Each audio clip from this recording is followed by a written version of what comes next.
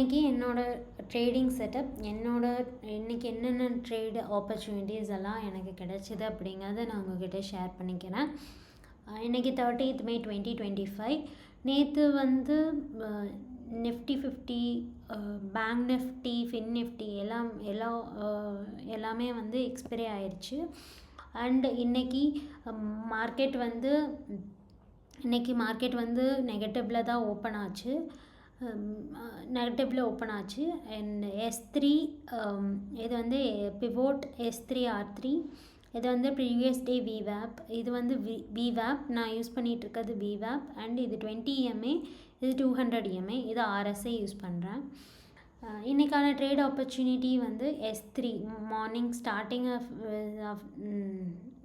ஆரம்பிக்கும் போதே வந்து இன்றைக்கி ஆன ட்ரேட் கிடச்சிது.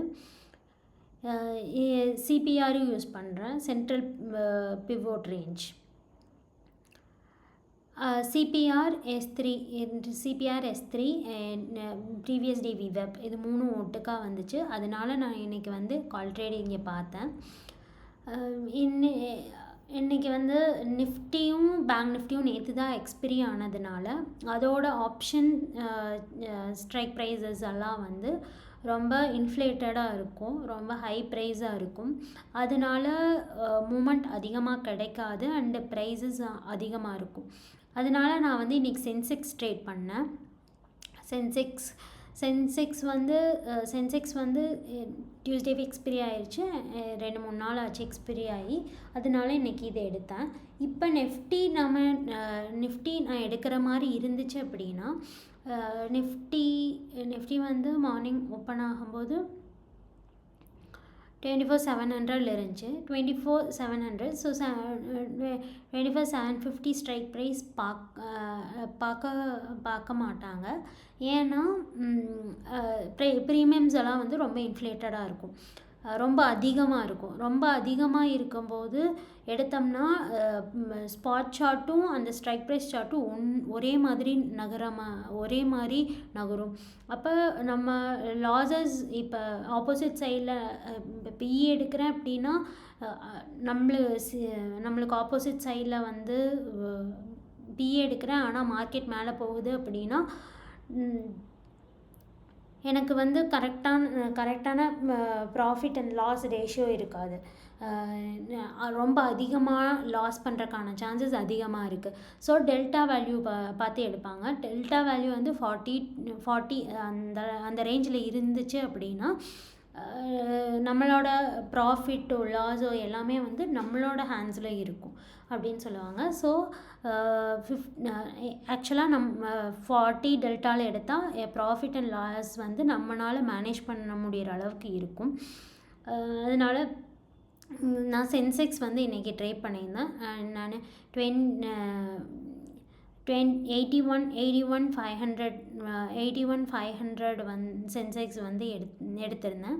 அண்ட் என்னால் ஒரு 70-100 பாயிண்ட்ஸுக்கு மேலே கேப்சர் பண்ண முடிஞ்சுச்சு இன்றைக்கி சென்செக்ஸ். இதுதான் இன்றைக்கான ட்ரேட் ஆப்பர்ச்சுனிட்டி இதில். அப்புறம் இது வந்து ரொம்ப ரிஜெக்ஷன். இந்த ரெட் கேண்டில் பார்த்த உடனே bank Nifty and bank Nifty futures பார்த்தாவே ஃப்யூச்சர்ஸ் தான் நம்ம பார்ப்போம்.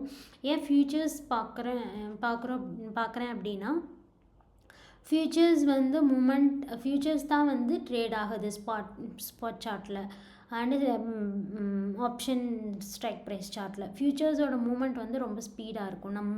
ஸ்பீடாக வந்து தெரிஞ்சுக்க முடியும் மூமெண்ட் வந்து எப்படி போகுது, நெகட்டிவ் பாசிட்டிவாக போகுதா, காலில் போகுதா இல்லை புட்டில் போகுதா அப்படிங்கிறது.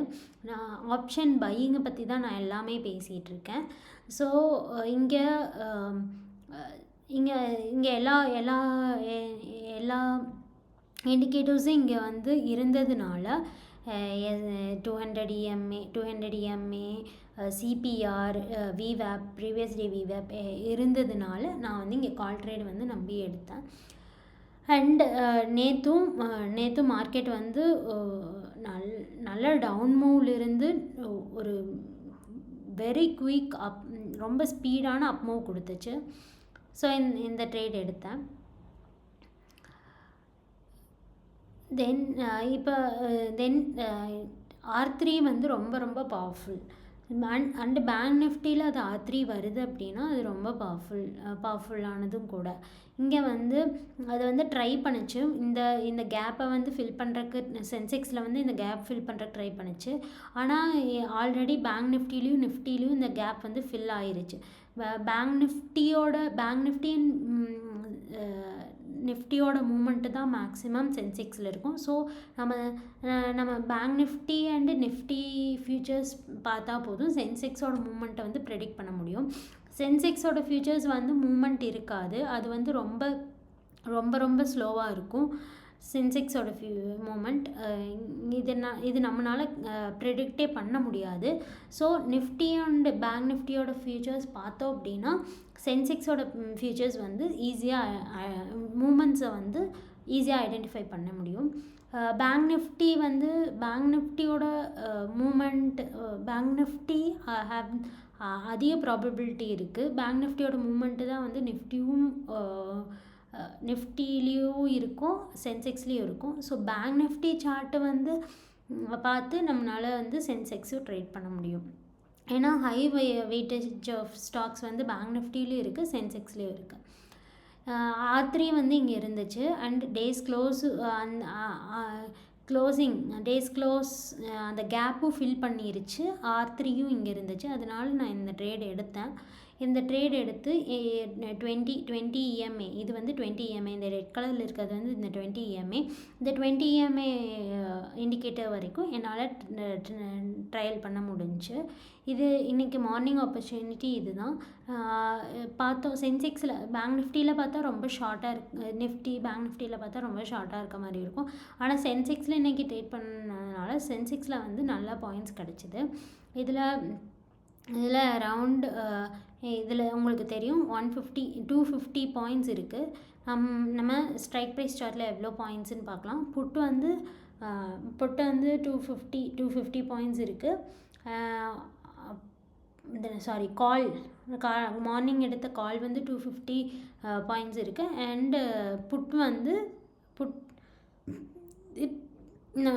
நான் இதையை பார்த்து ட்ரேட் பண்ணேன். இது இங்கே வர வரைக்கும் நான் ட்ரையல் பண்ணினேன். 170 பாயிண்ட்ஸ் இருந்துச்சு. ஸோ இது வந்து 81,400ம் நான் உங்களுக்கு 81,400 காலே காமிச்சிடறேன். 81,400 காலில்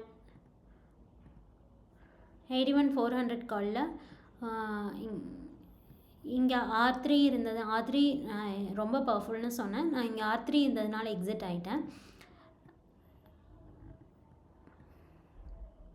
மேக்ஸிமம் இது ட்ரையல் பண்ணால் எனக்கு இங்கே எக்ஸாக்டாக இங்கே தெரியாது, ஆனால் முன்னாலே என்ட்ரி பண்ண முடியும். ஏன்னா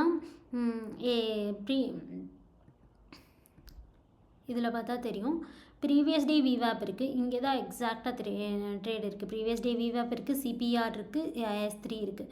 ஸோ இங்கே இங்கே அதனால இதுக்கு மேலே கீழே வர முடியல. ஒரு அப் மூவ் இருக்குது, ஒரு ரிஜெக்ஷன் இருக்குது, மேலே போகிறக்கு ட்ரை பண்ணுது அப்படின்னு உடனே நான் வந்து என்டர் பண்ணிவிட்டு என்னால் வந்து 150 பாயிண்ட்ஸ் வந்து என்னால் ட்ரையல் பண்ண முடிஞ்சிச்சு. நான் இங்கே அரவுண்டு என்டர் பண்ணியிருந்தேன். 150 பாயிண்ட்ஸ் பக்கத்தால் என்னால் ட்ரையல் பண்ண முடிஞ்சிச்சு. நாளையிலேருந்து நான் வந்து நான் எடுக்கிற ட்ரேட்ஸை வந்து மினிமம் ஆஃப் ஒரு குவான்டிட்டி வச்சு எப்படி நான் ட்ரேட் எடுக்கிறேன், இந்த செட்டப் எப்படி ஒர்க் ஆகுது அப்படிங்கிறது நான் அப்லோட் பண்ணுறேன். இது பேங்க் நிஃப்டி ஏன் வந்து நிஃப்டி டச் பண்ணுறதுக்கு முன்னாலே பேங்க் நிஃப்டி இங்கே டச் ஆனேன். R3 வந்து பேங்க் நிஃப்டி டச் ஆனோனையும் ரிஜெக்ஷன் கிடச்சிருச்சு. ரிஜெக்ஷன் கிடைச்சோனையும் அங்கேருந்தே இது வந்து வரக்க ஆரம்பிச்சிருச்சு. ஸோ இங்கே வந்து 81,700 புட்டில் எப்படி மூவ்மெண்ட் இருக்குன்னு பார்க்கலாம்.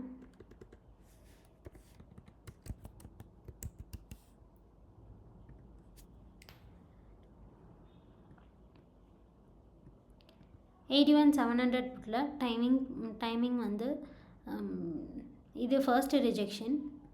இது வந்து ஃபஸ்ட்டு ரிஜெக்ஷன். பட் இங்கே இங்கே இது டச் பண்ணி கீழே வந்துச்சுன்னா அது வந்து ரொம்ப அதிகமான ரிஜெக்ஷனாக இருக்கும். நம்மளுக்கு வந்து ஹை ப்ராபபிலிட்டி வந்து எனக்கு கிடச்சிது. அதனால நான் இந்த ட்ரேட் எடுத்தேன் 9:30க்கு.